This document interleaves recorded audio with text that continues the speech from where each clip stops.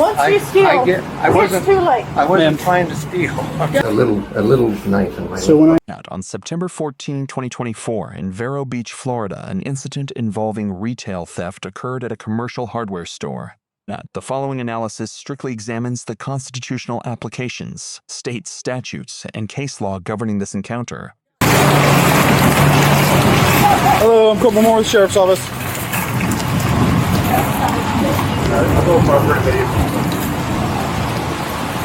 Hey, how are you? Good. What's going on today? So we had a selection on this gentleman. He selected his merchandise. He went back and forth. He hovered there at the door, and then he walked out the door. My partner stopped him about there. Okay. We identified ourselves as AP. He has not paid for any of the merchandise, which we have back at the office. Okay. Once he came back to the office, he refused to give us his ID or tell us who he was. And I said I wanted to pay for the stuff. Once you steal, it's too late. I wasn't trying to steal. I'm just So I'm going to read you something real quick, getting old and crazy. I'm going to read you something, okay? Pardon? I'm going to read you something. Okay. You understand the rights that I just read to you? Most of them. What don't you understand? I don't understand why I can't pay for this stuff. Okay. I'm going to read this to you again. I'm going to read this to you again, okay? You may use any of these rights at any time during the interview. Do you understand the rights I've just read to you? Yes. Okay. So you walked out of the store with all that stuff and you didn't pay for it, right? I have gotten old and absent-minded. Is that correct or not? I guess so. I got to about here. And I was getting ready to turn around and go back in because I realized I hadn't paid for it. Okay. Where'd the other 8 people? Okay. So, sir, you are detained for a shoplifting investigation. Do you have your ID on you? Do you have any weapons in your pockets or anything like that? No.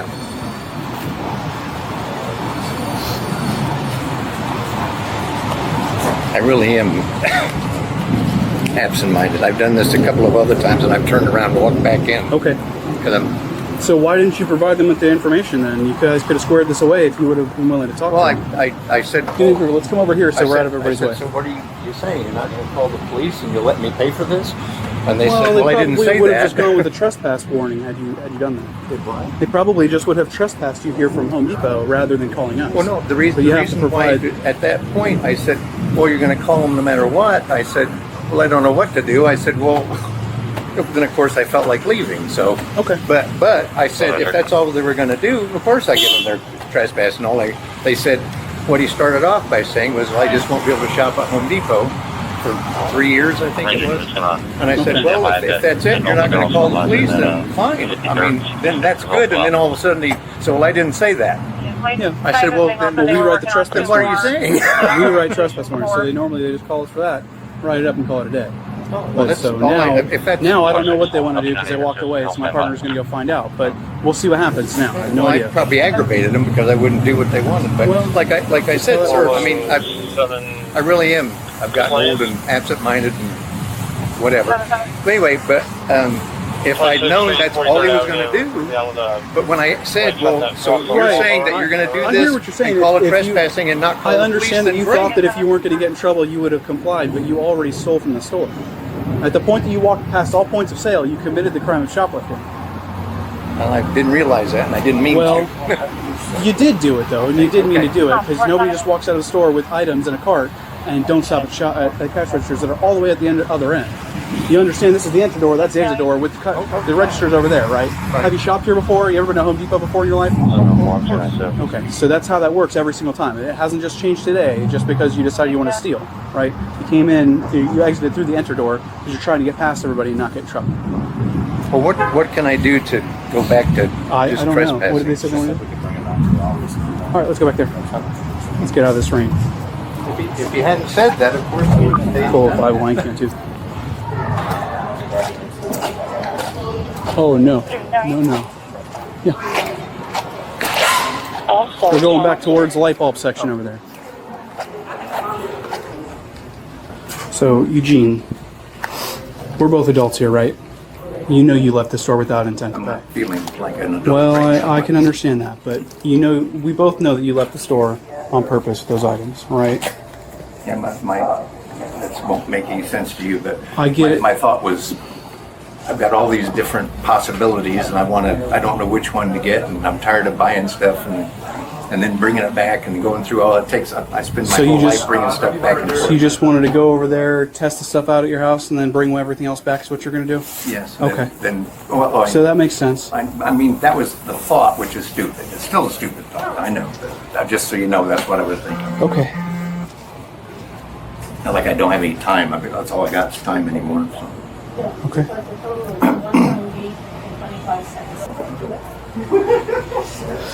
I was getting, you can see multiple Different sizes and everything, yeah. Yeah. Some have different fittings. So what were you working on? It's a plumb. It's what do you call Is it? it- Shut-off valves. Yeah. And For your sink, so or you your- can have female, male fittings. Right, blah, right. Blah, blah. And I wasn't sure if it needed to be soldered or not. That's why it said. That's Gotcha. why I got the blowtorch at the last thing. I said, Jesus, I don't know what I'm getting. And none of it. Anyway. Yeah. And it's actually for insurance. Oh, wow. You know, when you get insurance every year, I didn't realize this, but you take pictures of different things, and they sent back these pictures and said, fix that because it looks like it's rusty. It looks like it's possible that it might break and leak. Right, so I have right. to pay insurance. Yep. And that's what I'm trying to fix. This is my third trip here. Well, I went to Lowe's 2 other times. So. Sir, it's not like I can't afford it. I mean, that's why I'm sitting here going, I can afford this. It's just Yeah. dumb Yeah. move. I agree with you. Here's your driver's license back. So, this is a trespass warning, okay? What this means is that from today going forward, you cannot come back to this Home Depot, okay? You can go to any other Home Depot in any other town, just not this Home Depot. There's one in Sebastian. You can go to that one. This does not expire, okay? So if 2 years goes by and you're wondering if you can come back, the answer is still no. If you... 3 years? No, it does not expire at all. Oh, you said 3 years. Yeah, no, it does not expire at all. If a couple years goes by and you want to come back, you'd have to call them, speak to a manager, and see if they would get rid of the trespass. Okay? But otherwise, if you do not call, this does not expire at all. Okay? I mean, I won't come back, but what happens if I did? You'd arrest me. I assume. You'd be under arrest for trespassing. Okay? So if you could just go ahead and sign. Legal Analysis Point 1. Investigative detentions and custodial interrogation under the Fifth Amendment. Pursuant to the precedent Arizofazo 1966, law enforcement must advise suspects of their rights prior to questioning. While a standard Terry's does not inherently require Miranda warnings, detention in a closed back office elevates the encounter.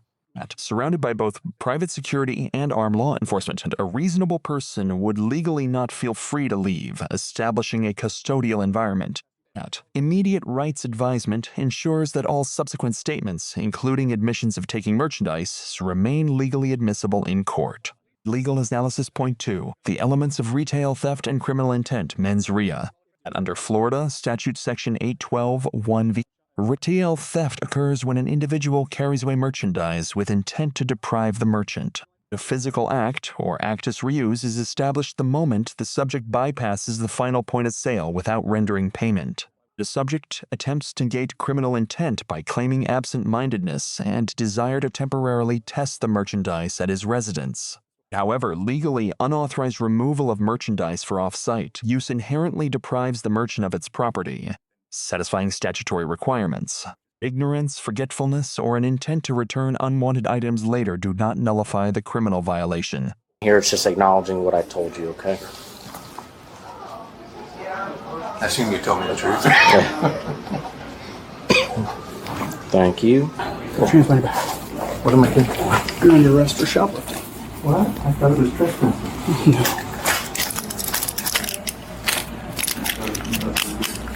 I'm going to put a second set of handcuffs on you, okay? Just don't move for me. See, your shoulders are a little tight. I don't want you to get hurt. I'm just away a little bit for me.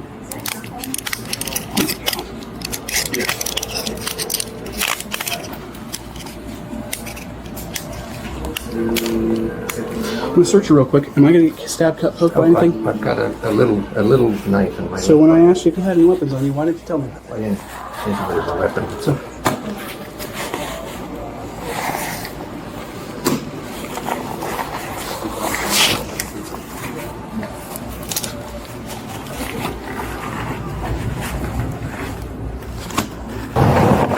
So I'm going to stand here with you with the door open, but I can't let you back out, okay? What happened? How come I couldn't? You committed a crime. I mean, they said just trespassing. They didn't say just. They wanted you to be trespassed from the store, and they want to prosecute for the crime of shoplifting. Do you live alone, or do you live with anybody? I live with my girlfriend. Your girlfriend, okay. Do you know her phone number, or do you need it off your phone? I don't know her phone number by heart. No. So when we get to the jail, I'll let them know you need to get a phone number off of your phone to see if you can bond out. Misdemeanor charges are a standard $500 bond. And if you call her as soon as they start getting you processed, once they allow you to make that call, you could be out before I'm done even typing up the arrest affidavit. So just let them know. Do you plan on, I mean, you may have enough if you call a bondsman in your pocket. How much money did you have with you? I think maybe $200 cash. Yeah, so if you talk to bondsman, you have enough money to cash out. So it is their minimum is $100 or 10% of the bond. So you could definitely bond out with that. You'll just need to call her to come back, get your car and everything. And speaking of your car, it's here in the parking lot, I'm assuming. Okay, what kind of car is it? Toyota 4Runner. Okay. So Home Depot is kind of finicky. It depends on the value of the things you took for their policies and everything. If they're going to prosecute, I think if it's over $100, they prosecute no matter what. And then if you are trying to get a location compliant, you work with them, you do whatever they want to do. You know, you give them your information, they get you trespass, and that may be it. Under $100, you know, but it's their choice. You commit the crime, they decide if they want to prosecute. If they don't want to prosecute, trespass at the end of the day. They wanted to prosecute today. Yeah. And like don't try that again. We both said it. I know that was what they're going to do. Of course I would have. Well, yeah. I mean, but they're not going to threaten you. Sorry. Yeah, if you need to lean over a little further that way too, you can. But yeah, they're not going to threaten you with non-compliance. You know, they don't want to spark something because they never know who you are. They never know if you have a knife or a gun or something like that. Oh. So they try to work with you if you're compliant. They bring you back to the office and they work on stuff there. If not, then they just call us immediately and we try to pick you up at the parking lot. All right, sir. Stick your leg in there. Legal analysis point 3, the distinction between civil trespass and criminal prosecution. That the subject operates under the legal misconception that cooperating with asset protection grants immunity from arrest. Asset protection represents private property interests and holds authority to issue civil trespass warnings under Florida Statute Section 810.09. A trespass warning strictly revokes the right to enter the premises. It is a civil remedy for the property owner. This action is completely separate from, and does not preclude, the state's authority to pursue criminal charges for the theft. Legal analysis point 4, search incident to lawful arrest in the Fourth Amendment. The Supreme Court doctrine established in Chimel, California, 1969, grants officers absolute authority to thoroughly search an arrestee's person. Relying on a suspect's verbal denial of possessing weapons is tactically unsound and legally insufficient for officer safety.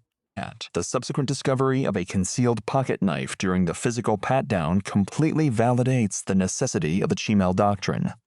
Crucial legal lessons learned from this encounter. First, exiting a commercial establishment with unpurchased goods, regardless of claimed intent or age, establishes immediate probable cause for arrest. Second, civil resolution initiated by private corporate security do not neutralize or prevent state-level criminal liability. Finally, failing to disclose concealed weapons during an investigative detention exponentially increases a suspect's legal liability and physical risk.